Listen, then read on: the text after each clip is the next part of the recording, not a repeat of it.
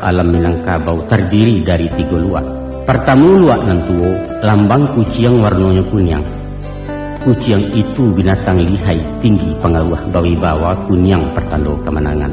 Tujuannya, urang jadi adik kuasa sumber ilmu pengetahuan, sains teknologi katoran kini. Kedua luak nantanga, simbol sirah harimau campo, barani karena bana hukum dan tidak makan bandiang benamu perintah syarat.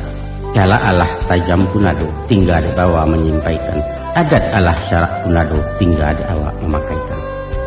Moral spiritual istilah baru. Nan ketiganya luak nan bunsu, corak hitam lambangnya kambing. Rila jasa bau sau rumput nan indak pandang daun. Dek padi mangku menjadi dek amih mangkunya kami.